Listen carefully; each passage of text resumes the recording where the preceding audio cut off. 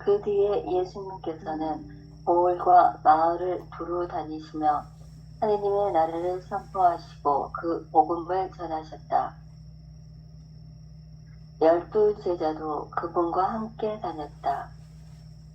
악령과 병에 시달리다 낫게 된 몇몇 여자도 그들과 함께 있었는데 7 마귀가 떨어져 나간 막달레나라고 하는 마리아, 헤로데의 집사 쿠자스의 아내 요한나, 수산나였다.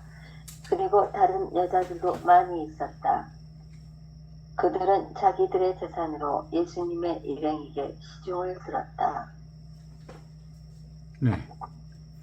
오늘은 누가복음 8장 1절에서 3절 얘기를 나누고 싶은데요. 예수님과 함께 걷는 사람들, 특별히 여자들, 보이지 않는 지금 여기 이 순간 살아계신 하느님과 함께 가는 무리들이 있었는데, 갈릴리아의 푸른 언덕과 마을을 잇는 길 위에 한 무리의 사람들이 걷고 있었는데, 그들이 바로 단순한 여행자가 아니라 하느님 나라의 복음을 선포하는 예수님과 함께하는 이들이었습니다. 그래서 이제 누가복음 8장 1절에서 3절은 예수님께서 각 마을을 두루 다니시면서 하느님 나라를 선포하시면서 그 예수님의 복음을 전하실 12 제자들과 함께 했고, 또한 그 마귀를 쫓아내심과 병고침을 받은 어떤 여자들, 곧 7 마귀가 나간 막달라 여자 마리아와 그 다음에 헤롯의 청지기였던 구사의 아내 요한나와 그리고 수산나와 그리고 다른 여자들과 함께 지금 여기 살아계신 그리스도를 섬기는 하느님 나라를 드러내 보여주셨더라, 이 얘기죠. 이 복음서 전체에서 찾아보기 힘든 독특한 기록이 있는데, 루카는 예수님과 12 제자의 복음 선포를 언급하면서 그들의 여정에 동행하는 여자들의 존재를 아주 구체적인 이름과 함께 명시하고 있어요. 왜 루카는 굳이 이 여성들을 이 루카복음 안에 기록했을까 하는 의문이 있는데, 이는 단순히 역사적 사실의 나열이 아니라 당시의 사회적 배경과 맞물려서 깊이 있는 신학적 의미를 아주 깊게 함축하고 있다고 볼 수 있어요. 그러니까 루카복음 속 여자들의 이 얘기는 지금 여기 이 순간 살아있는 하느님의 현존이라고 하는 신앙과 연결해서 볼 때 심층적으로 드러나 보입니다. 1세기, 그러니까 유대 사회의 제약 속에서 그들이 보여준 파격적인 동행이라고 볼 수 있죠. 왜냐하면 당대에는 여자는 수위에도 끼지도 않았어. 그런데도 불구하고 굳이 루카가 여성의 이름을, 그것도 구체적인 이름을 거명하면서 이 복음서에 집어넣은 이유는 실질적으로 살아계신 하느님의 현존을 체험하는 가장 실질적이고 실체적인 모델이 된 분들이 바로 여성이었다라고 하는 것을 드러내 보여주십니다. 1세기 유대 사회에서 여성의 지위는 매우 낮았죠. 당시에 랍비들의 가르침에 따르면 여성은 법정에서 증언으로 설 수 없었습니다. 그리고 율법을 배울 자격조차 없다고 여겨졌습니다. 유대 시대는 철저히 남성 중심의 가부장적 사회였습니다. 그런 가부장적 사회에서 여성의 신호는 주로 아버지나 남편, 아들을 통해서 정의되었고 공적인 영역에서의 역할은 제한적이었다는 사실을 비추어 본다면 예수께서 여성들을 제자로 삼고 심지어 여성들과 함께 그 하느님 나라의 복음을 전하는 길에 함께 동행했다는 것은 아주 실로 혁명적 사건입니다. 예수님은 당시의 종교적인 사회적인 관습을 깨고 여성들을 한 사람의 온전한 인격체이자 하느님의 동역자로 존중했고 여성들을 온전히 그 동역자의 동반자로 받아들이셨습니다. 루카는 특히 예수님과 동행한 여성들을 구체적으로 언급함으로써 그 파격적 공동체의 본질, 하느님 나라의 공동체는 바로 이런 경계 없음이라고 하는 걸 드러내는 곳이죠. 막달라 마리아, 헤롯의 청지기, 구사의 아내 요한나, 그리고 수산나의 이름이 바로 그 증명이 됩니다. 이 여성들을 병치시킴으로써 하느님 나라의 공동체의 새로운 질서를 제시한다고 볼 수 있습니다. 마리아 막달레나 어떤 사람? 7막이 들린 사람. 당시 사회에서는 가장 낮은 천민계층. 거기에 반대로 그 헤롯의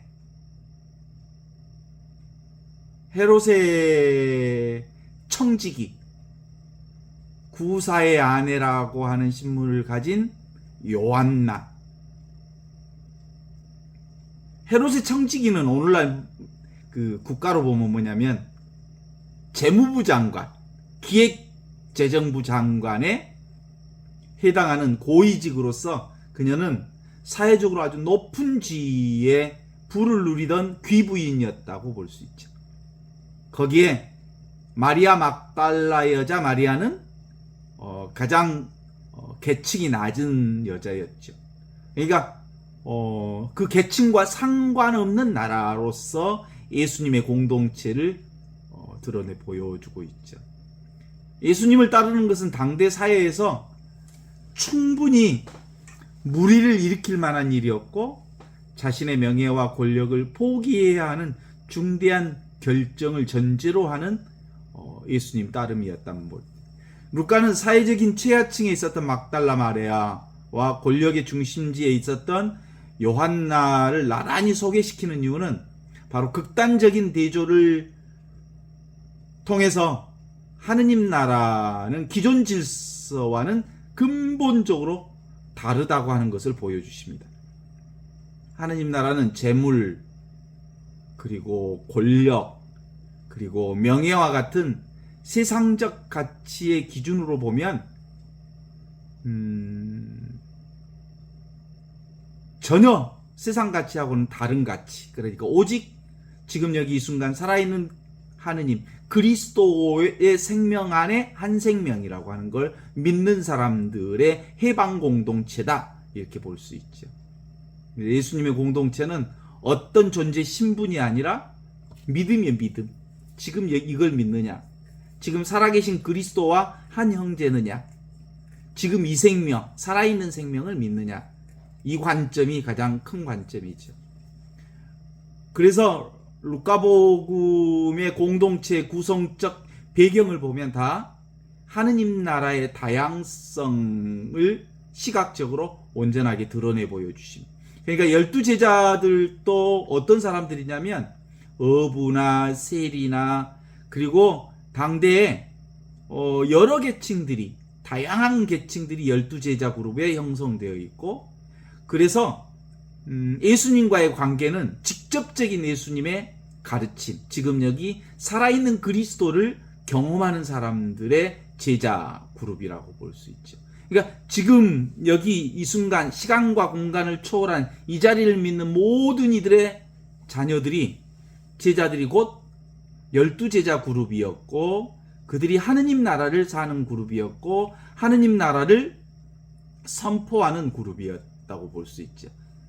막달라 여자 마리아 같은 경우가 대표적인 그의 사회적 배경으로 보면 사회적 최하층에 속했고, 개인적인 경험으로 보면 일곱 마귀로부터 치유받은 치유의 경험이 있는 사람이면서, 기본적으로 예수님과의 관계는 예수님을 통해서 일곱 귀신이 나간 은혜를 입은 분이었다, 이렇게 볼 수 있죠. 요한나는 헤롯의 청지기 아내였고 귀부인이었다고 볼 수 있죠. 결국은 다 모두 수산나와 다른 여자들은 구체적인 기록은 없지만 모두 다 지금 여기 이 순간 시간과 공간을 초월해서 살아계신 그리스도와 함께 제자 그룹을 형성하는 이들이었다, 이렇게 말할 수 있어요. 더 나아가서 예수님과 함께 따르는 여성들, 이들은 단 한 번에 그치지 않고 일회성의 행위가 아니라 꾸준히 지속적으로 예수님과 함께 봉사했다라고 하는 디아코니아 역할을 했던 사람들이죠. 섬김의 역할을 했던 사람들이죠. 요즘에 보통 그런 여자들을 예루살렘 부인이라고 그러는데, 예루살렘에서 예수님과 함께 했던 사람들, 그들의 섬김은 예수님과 제자들의 하느님 나라의 사역 과정에서 재정적 후원을 하고 일상의 필요를 채우고 실질적 역할을 했던 여성들, 예수님 일행에게 공동의 동계가 있었고, 이들은 이를 통해서 필요한 물품을 구하고 가난한 사람들을 돕고, 이 여성들의 헌신이 있었기 때문에 당대에 예수님이 하느님 나라 복음 선포를 더욱 힘차게 전파할 수 있었더라라고 말할 수 있죠. 흥미로운 점은 여성들의 섬김이 화려하게 드러난 공로가 아니었다는 사실입니다. 세상의 역사는 대개 승리자의 이름으로만 기록되지만, 하느님 역사는 늘 보이지 않는 곳에서 이름 없는 사람들의 헌신과 수고로 이루어지는 공동체라고 하는 것을 기억해야 한다는 게 아마 루카 복음사가의 생각이었던 것 같습니다. 여성들의 봉사는 식사 준비를 하고 여행의 불편함을 덜어주는 아주 지극히 평범하고 반복적인 일들, 일상 속에서 이루어진 아주 소박하고 은밀하고 헌신적인 일로서 하느님의 살아있는 현존을 온전히 드러내는 실질적 방식으로 표현되고 있죠. 아마 요즘에 교회에서도 대부분 여성들이 일하지요. 이는 영상가들의 가르침과도 같이 드러내 보여줄 수 있습니다. 17세기 불란서 수도자였던 로렌스 형제는 특별한 기도를 통해서가 아니라 수도원의 부엌에서 후라이판으로 달걀을 뒤집고 설거지를 하는 허드렛 일 속에서 하느님 늘 항상 함께 계시는 하느님의 현존을 끊임없이 체험했다고 고백하고 있죠. 그런 것처럼 로렌스 수도자가 하느님과의 대화 역시 화려한 미사나 거창한 신학 공부에 국한되는 게 아니라 일상 속에서 모든 행위를 통해서 모든 행위 전체가 하느님께 바치는 사랑의 행위다라고 고백한 것처럼, 루카복음의 여성들 역시 하느님의 현존 연습을 온전하게 드러내어 보여 일상을 통해서 하느님의 삶 전체를 드러내 보여주셨다라고 볼 수 있죠. 그러니까 결국은 언제나 생명을 살리는 일에 최전선에는 여성들이 있었어요. 그들은 예수님의 사역을 위해 온갖 수단을 다 제공했을 뿐만 아니라 복음 선포 전반에 기초를 마련하고 또 실행하는 행위 자체를 하느님과 함께하는 현존이라고 고백하고 있죠. 그러니까 근본적으로 우리의 삶 전체가 하느님의 영광을 드러내고 있는 거라고 보면 되는 거예요. 그러니까 내가 무슨 하느님께 기도하는 행위가 하느님께 영광을 드리는 게 아니라 존재 그 자체가 하느님의 영광을 이미 보여주고 있는 거지. 나의 존재뿐만 아니라 우주적 전체의 존재가 지금 여기 이렇게 살아계신 하느님의 현존을 드러내고 있다고 볼 수 있죠. 그게 바로 그동안의 모든 사람들은 남성 중심의 가부장적 사회 안에서 어떤 직함과 직책을 통해서 하느님의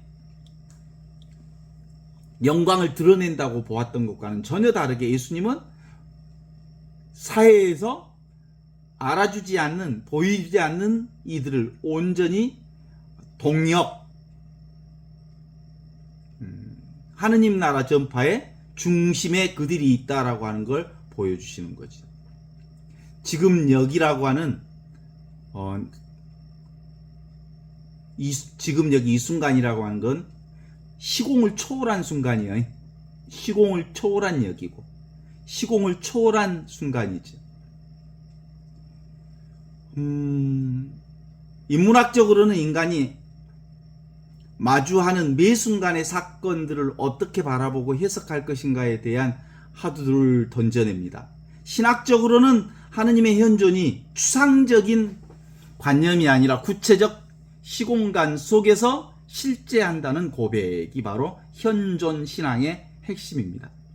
하느님은 저 멀리 초월적인 분만으로 계시는 게 아니라 이 세상의 모든 일상 가운데 육화하여 구체적으로 현존하시는 임마누엘 하느님, 여성들을 통해서 보여주시는 하느님의 임마누엘 하느님을 구체적으로 드러내 보여주시죠.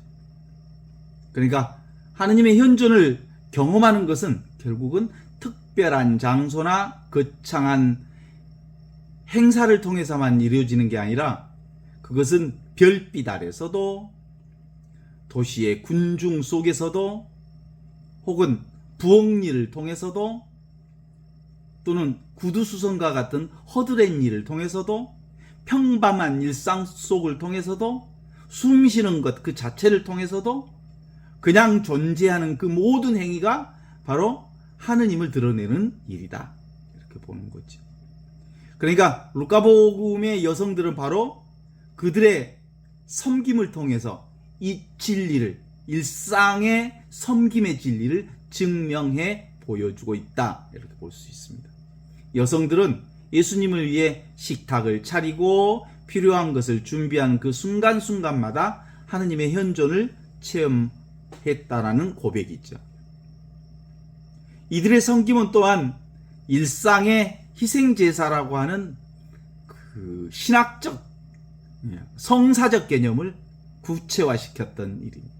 세례를 통해 그리스도의 사제직에 초대된 평신도들에겐 일상생활과 현장은 하느님께 희생제사를 드리는 거룩한 미사여 미사, 일상의 미사지요.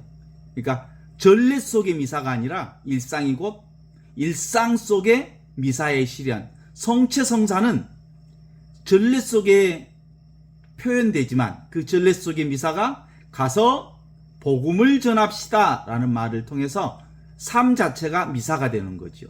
성체성사가 곧 일상생활이라고 볼 수 있어요. 마리아 막달레나의 헌신은 7 귀신에게 해방된 은혜에 대한 감사에서 비롯되었습니다. 마리아 막달레나는 세상의 잣대로는 가치를 따질 수 없을 만큼 무한한 하느님의 사랑을 받았기 때문에 그의 소유 전체를 예수님께 완전히 내려놓았습니다. 마찬가지로 헤롯의 궁중에 있는 안락함을 버린 요한나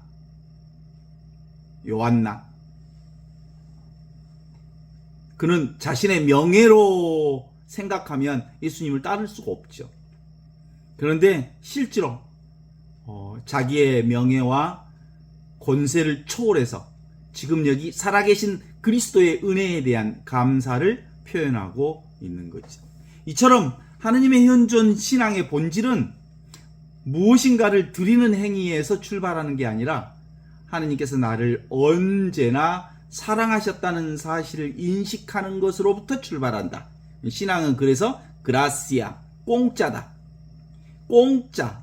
나의 행위와 상관없이 우리는 이미 하느님의 은혜 속에서 존재하고 하느님의 은혜 속에서 숨쉬고 하느님의 은혜 속에서 존재한다고 하는 이 전제에 대한 깨달음이 그리스도에 대한 공동체 출발점을 말해주고 있는 거죠. 그러니까 결국은 사랑을 깨달으면 되는 거예요. 나라는 존재가 뭐예요? 사랑이지, 사랑. 사랑 덩어리지. 온 천하가 다 사랑 덩어리지. 사랑 덩어리 속에서 사랑을 경험하고 사는 거지. 은총, 온 천하가 은총 덩어리죠. 은혜 바다지요. 은혜 가운데서 은혜를 경험하고 있는 사람들이 은혜에 대한 감사로 지금 여기 이 순간 살아있는 그리스도를 찬양하고 있는 거죠.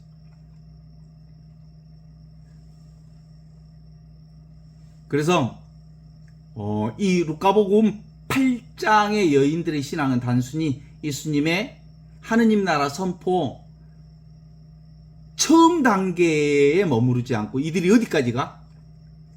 예수님의 십자가와 무덤까지 가. 지금 오늘 이 여인들이 그들은 예수님의 마지막 여정인 십자가의 순환에서도 함께 했습니다. 12 제자들은 두려움에 다 도망가 버렸지.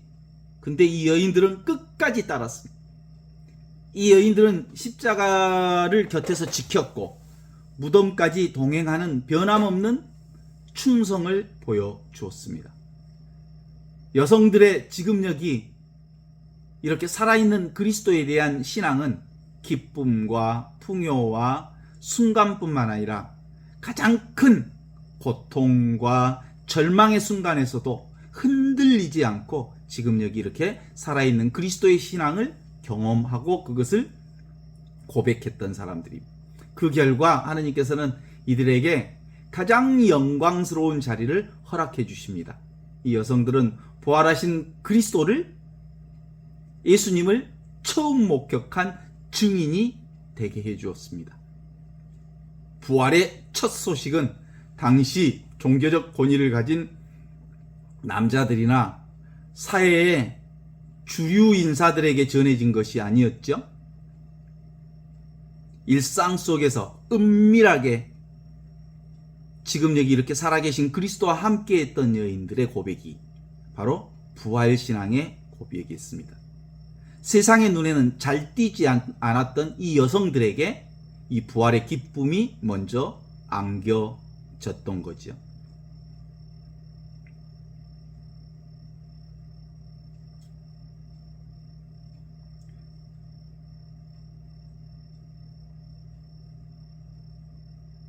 왜 이들이 부활의 첫 증인이 되었을까? 우연히 주어진 건 아닙니다. 그들의 삶은 매일의 일상 속에서 하느님과 동행하고 지금 여기 이 순간 살아계신 그리스도를 생명으로 알고 생명이 곧 그리스도다. 이 존재가 바로 그리스도다. 이 의식 그 자체가 그리스도다. 라고 하는 걸 그 누구보다도 분명하게 깨달았던 사람들이어서 가능한 일이었죠. 이 여인들은 마침내 부활의 영광에 결실을 맺습니다. 여인들의 경험한 부활은 갑작스러운 사건이 아니라 매일의 삶 속에서 하느님과 동행하는 말씀을 신철해왔던 지금 여기의 신앙, 시간과 공간을 초월한 지금 여기의 신앙의 필연적 결과였다. 이렇게 말할 수 있습니다. 루카복음 8장의 여성들은 1세기 유대사회의 제약 속에서 하느님의 복음을 몸소 실천해낸 한마디로 신앙의 선구자들이었던 거죠. 그들이 얘기하는 하느님의 이 현존 신앙은 추상적 개념이 아니라 구체적으로 실천했다는 삶의 형식을 보여주는 자신의 신분이나 배경이 무엇이든 간에 오직 하느님의 은혜에 대한 감격으로서 자신의 소유의 삶을 온전히 내어놓고 매 순간순간 하느님을 섬기는 특별한 기적이 아닌 매일의 삶 속에서 하느님을 깨달았던 사람들이 바로 여인들이었던 거다. 이렇게 읽어낼 수 있죠. 기본적으로 우리 일주일 내내 우리가 살아보면 도대체 내가 왜 이 일을 해야 되지? 왜 살아야 되지? 이렇게 자기 직장 일, 그리고 나의 삶에 대한 일, 그냥 이렇게 일만 하다가 죽는 거 아닌가 하는 회의가 올 때도 있어요. 그러나 결국은 매일매일 일주일 내내 직장 생활의 일이나 육아의 일이나 살림살이의 일이나 모두가 다 살아있는 하느님을 경험하는 일이고 하느님의 영광을 들으는 일이라는 것을 경험하면 죽을 때까지 지금 이 순간을 떠날 수 없는 거지만 사실은 지금 여기 살아있는 그리스도를 깨닫지 못하면 너무나도 허무하죠. 삶이 두렵고 쓸쓸하고. 그래서 일반적인 사람들은 우리 인생사의 허무함과 두려움과 쓸쓸함을 극복하기 위해서 TV를 보거나 여행을 하거나 또는 책을 읽거나 또 사람을 만나거나 이런 방식을 통해서 애로움이나 여러 가지 관계들을 극복하려고 하죠. 이런 과정은 어떤 의미로 보면 우리 삶에 어떤 진통제를 맞는 것과 비슷한 일이라고 볼 수 있지 않을까 싶어요. 잠시 친구들하고 술 한잔 마시고 또 수다 떨고 또 취미생활하고 또 영화 보러 다니고 또 여행도 다니고 그러면 진통제처럼 일정 정도 누그러뜨릴 수는 있지만 근본적 해결 방식은 되지 않죠. 보통 이제 사람들이 사는 것이 너무 허무해. 그리고 이게 사는 것인지 모르겠어. 요즘에 50이 넘으면 엊그제도 이제 사람들 만났더니 뭐라고 해? 여성들이 하는 얘기들 빈둥지 신두름. 자식들 이제 다 키워놓고 가슴이 텅 비니까 열심히 취미생활하러 돌아다니고 뭐 또 너무 황당하니까 이제 자기 찾기 위해서 여러 가지 문화센터도 다니고 그런다는 거예요. 그러면 일반적으로 사람들이 만나 주변에 사람들에게 감사하면서 살아봐. 마음 비우고 살아봐. 그렇게 한다고 해서 온전히 그 일이 누그러뜨려지거나 해결되지는 않아요. 기본적으로 우리 인간의 근본 문제는 허전함과 두려움과 쓸쓸함이 인간로의 삶을 사는 동안 있어. 인간일 수밖에 없는 것 안에서는 결국 두려움과 애로움과 쓸쓸함과 허전함과 공허함, 허무함이 있을 수밖에 없는 거예요. 그런데 그건 근본적으로 내가 있다는 것이 전제되니까 그래. 그게 무명이죠, 무명. 진리에 대해서 박지 못하니까 나에게 매달리고 있는 거예요. 이 에고라고 하는 자아의식에 매달리고 있는 한 근본적으로 이 허무함으로부터 떠날 수가 없죠. 내가 뭔가, 내가 누군가, 내 살림살이가 진짜 뭔가, 진짜 나의 살림살이를 알 필요가 있는데 이 진짜 나의 살림살이가 바로 하느님의 생명으로 살고 있어, 바보들아. 개인 생명으로 사는 게 아니야. 우주 생명으로 살고 있어. 이 개인 생명이 내 생명이 아니고 하느님의 생명이 내 생명이야. 그러니까 나는 없어. 내가 없어지면 완벽하게 하느님 안에서 온전한 해방을 누릴 수 있거든요. 근데 원래부터 우리는 하느님의 생명을 살고 있었어. 이거 깨달아 보면 완벽하게 하느님의 생명을, 하느님의 구원을 온전하게 살고 있어. 그런데 이 생각만 하면 에고가 주인인 것처럼. 이게 요즘에 그 AI를 공부하면서 느낀 점이, 인간의 에고는 완벽하게 AI와 똑같은 작용 원리를 가지고 있다. 작동 원리. AI의 핵심 그 개념은 뭐냐면 학습 능력이 뛰어나. 그래서 이 학습 능력이 뛰어난 요즘의 AI를 생성형 AI라고 그래. 끊임없이 자료를 공부해서 이 지식의 집행 능력이 엄청 뛰어나요. 패턴을 읽어요. 그러니까 사고까지 해요. 정확한 사고를 해요. 그러니까 틀린 사고도 고집을 얼마나 부리냐면 지가 절대 자기는 틀렸다는 얘기를 안 해. 자기가 가지고 있는 자료를 근거로 해서 이게 맞다 그래. 그런데 지금은 무한대의 자료를 집어넣어주기 때문에 실제로 틀릴 확률이 거의 없어. 생성형 AI가. 그런데 그 AI가 있어 없어? 생성형 AI가 없어. 없는데 그 AI가 있는 거예요. 실체는 없어. 그죠? 여러분들 챗GPT 요즘에 얘기하면 챗GPT가, 난 챗GPT 이름도 지어놨는데 진아라고 지어놨. 진아야 안녕? 그러면 안녕하세요. 그렇게 대답하거든요. 근데 그 챗GPT의 진아가 있어 없어? 없는데 실제로 사고하는 생성형 AI가 여기서 응답하면 응답 받아주는 게 있어. 그 AI와 인간의 구조와 똑같은 거야. 그러니까 이 자아의식은 AI와 똑같은 거야. 만들어진 거지. 그죠?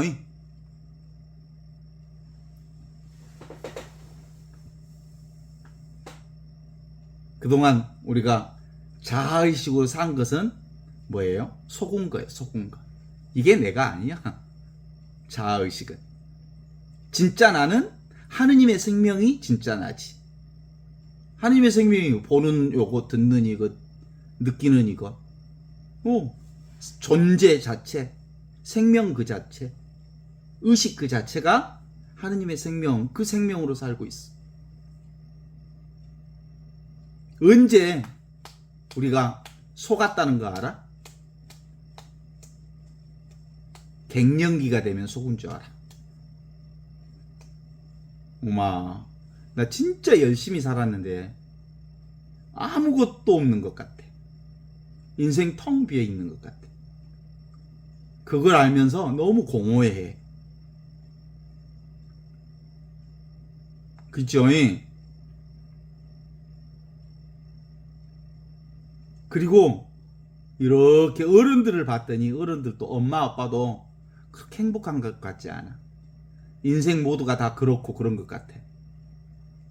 한쪽이 텅 비어 있어. 죽으면 아웃이야 이게? 하는 생각들이 들면서 이게 뭔가 잘못됐다, 속고 있다, 이런 생각을 하게 되죠. 이럴 때 바로 예수님이 오셔서 예수복음을 우리에게 선포해 주신 게, 너희가 그 AI로 사는 게 아니야. 너희는 원래부터 있던 하늘 생명으로, 영원한 생명으로 사는 거야. 나는 누구야? 그러니까 하늘 생명이 나야. 은총이 나라고. 사랑이 나라고. 그죠? 나의 다른 이름은 생명이야. 나의 다른 이름은 사랑이야, 사랑. 나의 다른 이름은 은총이야. 나의 다른 이름은 자비지, 자비. 그 사랑을 바탕으로 해서 우리의 삶이 이루어지는 거죠. 우리가 보통 특히 이제 정치, 경제, 사회, 문화에 열심한 사람들 안에서 느끼는 것은 요즘에 이제 그 빨간 당과 파란 당의 관계 속에서 이념 논쟁들 하고 그랬잖아요. 이데올로기의 이념이라고 하는 것, 개념이라고 하는 것이 얼마나 허접한지 알죠? 특히 대표적인 사람이 김문수였잖아요. 김문수. 그러니까 아주 사회주의 그 공동체 이론을 아주 급히 가지고 그 이데올로기에 평생을 걸는 것처럼 하다가 어느 날 극우로 돌아서는 사람들. 그러니까 인간의 생각이란 이렇게 허접하다는 거예요. 그래서 대표적으로 고백하고 간 사람이 하나 있어. 김종필이라고 하는 사람이 죽을 때, 정치라고 하는 건 허업이다, 허업. 허업. 속았다. 이데올로기라고 하는 것, 정치라고 하는 것, 경제, 사회, 문화라고 하는 것, 그건 모두 다 허상에 불과하다. 왜 우리가 태어났고 죽느냐 하면 근본적으로 하느님의 생명으로 세상을 경험하는 거예요. 영원한 생명으로 세상을 경험하는. 그러니까 나는 영원한 생명으로 나라고 하는 육신도 경험하고 나라고 하는 생각도 경험하고 나와 세상도 경험하고 온 우주를 다 경험하는 건데 그 경험하는 사라지지 않는 영원한 생명은 곧 하느님의 생명입니다. 하느님의 사랑으로 사는 거지.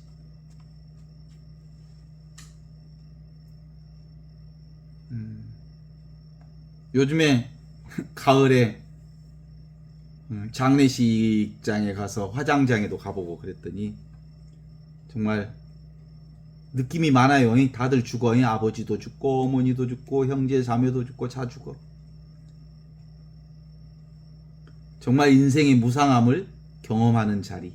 그러니까 그 가끔 사람들의 자기 자신을 한번 들여다볼 수 있는 일이 있으려면 꼭 일이 있어서 화장터 갈 필요 없이 화장터 한번 가서 이렇게 사람들의 얼굴도 보고 거기에 있는 그 과정들을 한번 쭉 지켜보면 얼마나 인간이 허접한지를 알아. 공술의 공수거, 빈손으로 왔다 빈손으로 가는 그 상황을 우리가 처절하게 경험할 수 있어. 진리는 뭐야? 변하지 않는 눈앞에 있는 시간과 공간을 초월한 지금 여기 이 순간 살아있는 그리스도밖에 없어. 살아있는 하느님의 생명밖에 없어.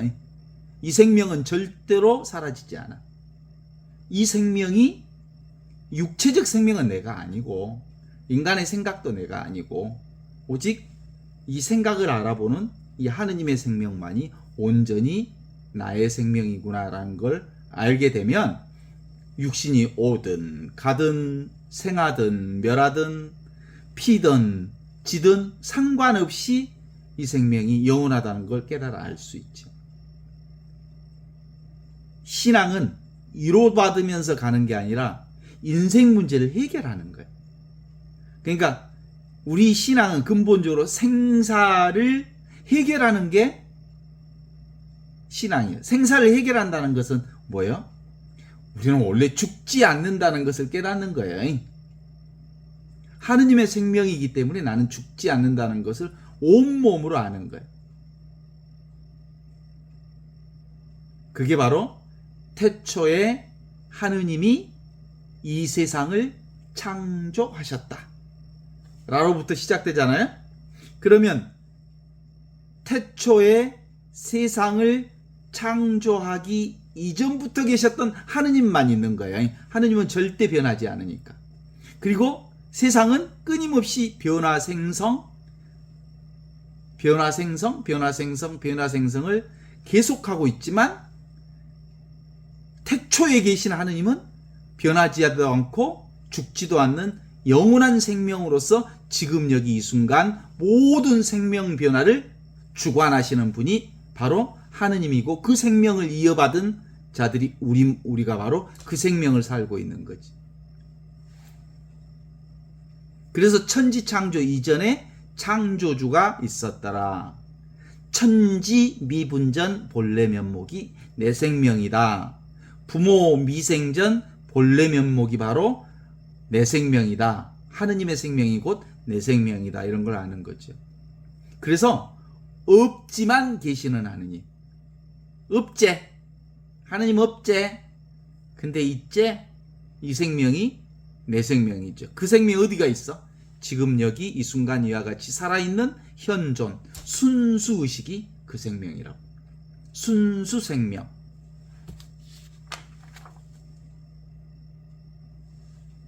제가 아는 신부님이 자다가 돌아가신 분들이 꽤 많아요. 특히 우리 여기 나주에는 심장마비로 심정지로 돌아가신 분들이 있어. 심정지라는 게 이렇게 신호가 오지 않으면, 생명의 신호가 오지 않으면 그냥 심정지 되는 거야. 그 생명의 신호가 어디서 와? 안 보이는 데서 오지. 그죠? 심장을 뛰게 하려면 신호가 이렇게 건드려줘야 되거든요. 계속. 누가 그 심장을 건드려주냐고. 저절로 심장이 뛰게 만드는 거냐. 생명 그 자체가 그렇게 하는 거잖아. 생명 그 자체. 그 생명 그 자체가 하느님이지. 그러니까 하느님의 생명으로 우주 전체가 돌아가는 거지. 그 생명, 그 존재, 그 의식. 눈을 들어 하늘을 보라. 누가 이 모든 변화들을 변하게 하는가? 이 가을의 이 아름다운 변화를 변하게 하는가? 이 가을밤 풀벌레 소리를 누가 내는가? 이 풀벌레 소리가 누구 소리요? 하느님의 소리잖아요. 생명의 소리. 그 지구의 자전 속도가 1시간당 시간당 1670km를 달려. 자전 속도가. 비행기가 초속 747km로 달리거든. 그러면 이 지구가 이렇게 스스로 도는 속도가 뭐라고요? 자전하는 속도가 비행기가 달리는 2배 속도로 달려. 그리고 이 자전하면서 태양계를 공존하잖아, 지구가. 공존하는 속도가 초당 10만 킬로미터를 달려. 그러면 비행기의 120배의 속도로 태양계를 돌아. 지구가. 느껴져, 그게? 안 느껴지는데 그렇게 돌아, 움직여. 그게 뭘로 하는 거야, 사실은? 그게 생명이야, 생명. 생명. 의식이지. 그게 존재지. 전체 생명 덩어리가 세상을 돌리고 있는 거지. 태양과 우리 지구의 거리도 1억 4,800만 킬로미터가 걸려있는데, 그러니까 조금만 여기서 가까우면 다 타져 죽어, 지구 사람들이. 근데 그 거리를 정확하게 유지하고 있어. 그러니까 이 지구가 이렇게 존재하는 것. 그러니까 매 순간마다 우주 전체는 신비지, 신비. 존재 자체가 신비지.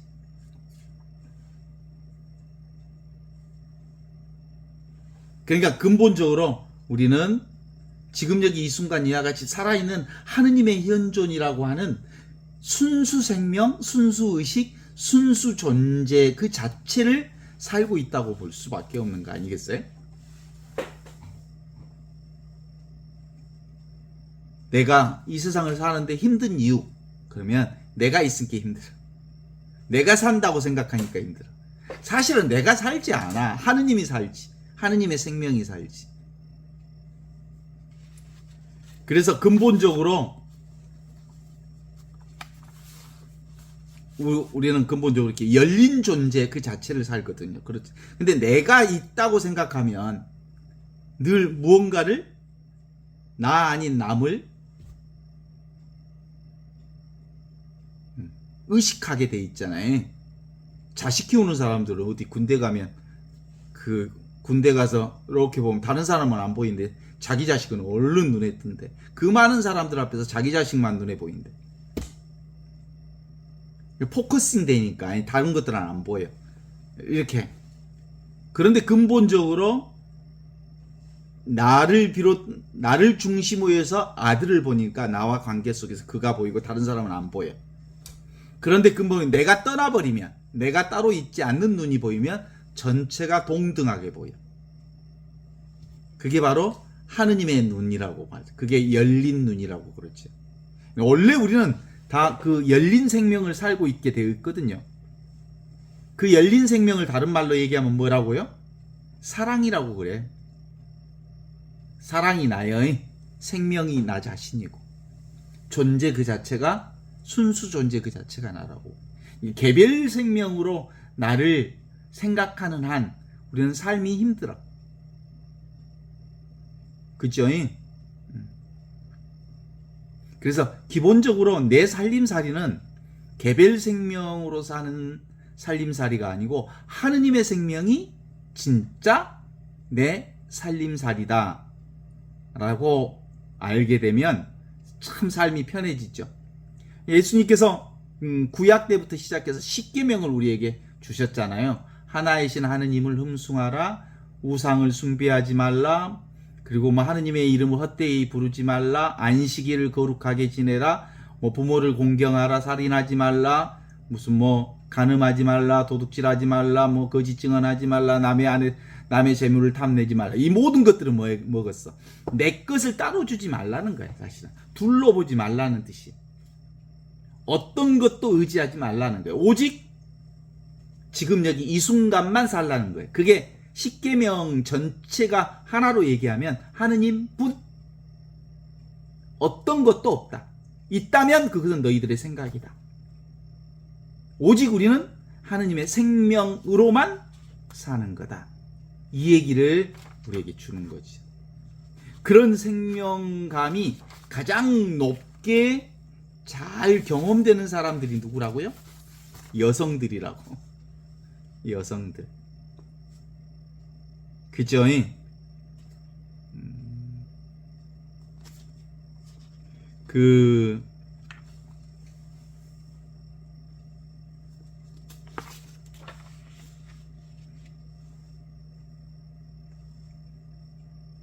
오늘 블로드라고 마릴린 monroe에 관한 소설이, 블로드라고 하는 소설이 있거든요. 그게 영화로도 나왔는데 그 소설 첫 장면에 보면 이렇게 나와요. 죽음은 암갈색으로 사라지는 빛 속으로 대로를 따라 돌진하여 등장했다. 이렇게 첫 문장에 나오거든요.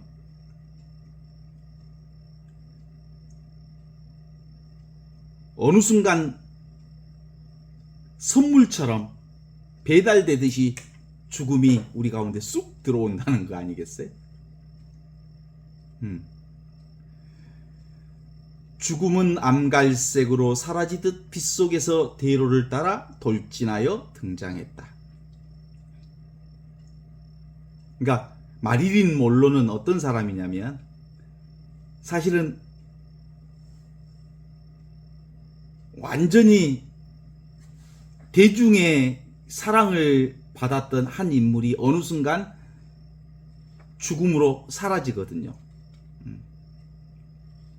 이런 흐름에서 우리의 삶도 언젠가는 왔다 가는 흐름들의 삶인데 그 왔다 가는 삶의 흐름 속에서 절대로 오지도 않고 가지도 않는 영원한 생명으로서의 나는 하느님의 사랑, 하느님의 생명, 그 생명을 살고 있는, 이것을 통해서 오고 가는 생명들을 다 우리가 경험하는 거잖아요. 우리가 1년 전에 1년 전에 내가 있는 거 기억하나요? 없어졌잖아. 에이. 그런 거 없어요. 그런 거. 지금 여기 시간과 공간을 초월한 지금 이 순간만 있는 거지. 20년 전도 없어요. 내가 태어난 적도 없고 사실은 지금 이 순간이 태어난 순간과 죽음의 순간을 모두 포괄한 시간. 그래서 시공을 초월한 순간은 지금 여기 이뿐이라고 말할 수 있지.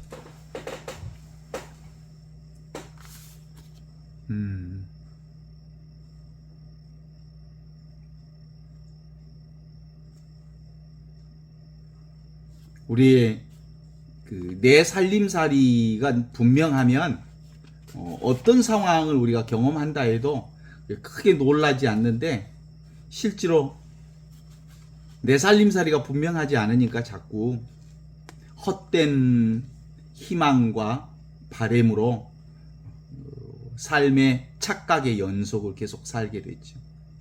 허망한 분별 속에 있으면 계속해서 허전하고 두렵고, 그리고 끊임없이 우리 삶이 그 무언가를 찾지만 허망함으로 빠지게 되죠. 이게 이제 구체적으로는 이제 신구의의 삼업을 쌓는다고 그래. 뭐 육신이 나라고 생각하는 것, 구 입으로 무언가를 규정하는 것, 의 자기 뜻으로 뭔가를 찾아내는 것. 이게 신구의 삼업 까르마라고 그래. 대부분의 인간은 몸뚱아리로, 생각으로, 그리고 자기 의지로 살게 되면서 끊임없이 허망한 생각, 가리워진 장애물 속에 허덕이게 되죠. 그러니까 계속 무엇에 걸리죠, 삶이. 인간의 삶이 계속 바리케이트 쳐진 어떤 거리에서 걸리는 건 누가 걸리기는 걸릴 거 하나도 없는데, 지가 바리케이트 쳐놓고 지가 걸린다고 야단법석을 떠는 거지. 지 생각으로 그 모든 것들을 규정해놓고 자기 잣대에 맞지 않는다고, 자기 규정에 맞지 않는다고 난리법석을 치는 거지. 그러면 이제 해결 방법은 네가 세우는 잣대가 허상이다, 내가 세우는 생각이 전부 다 허상이다 라고 알면 잣대 뿌려버리면 어느 무엇에도 걸리지 않는 거지. 진리는 멀리 있지 않고, 이렇듯 예수님이 그 하느님 나라를 선포하는 과정 속에서 여성들이 그 역할을 했던 가장 큰 이유 중에 하나는, 여성들이 훨씬 더 생명감이 남성보다 뛰어나서, 실제로는 12제자들이 다 남성으로 구성되어 있는 것 같지만 실제로는 예수님을 따르는 사람들이 남성들 중심이 아니고 여성들이 훨씬 더 많았다라고 볼 수 있지. 지금도 마찬가지잖아요. 예수님의 이 생명감, 이 은총, 하느님의 이 놀라운 사랑, 내가 사랑 덩어리라고 하는 걸 깨달아 아는 건 남성들보다 여성들이 그 생명감이 훨씬 뛰어나기 때문에, 온통 사랑뿐이구나, 온통 은총뿐이구나, 온통 세상은 공짜로 돌아가는구나, 공짜 아닌 게 없구나, 이렇게 경험함으로써 자기 살림살이가 넉넉해지는 거지. 사실은 아무것도 없기 때문에 전부가 하느님의 은총으로 가득 찬 텅 빈 충만의 은혜를 경험할 수 있다. 이게 오늘 루카복음 8장 1절에서 3절 전반에서 함께 경험하게 되는 거죠.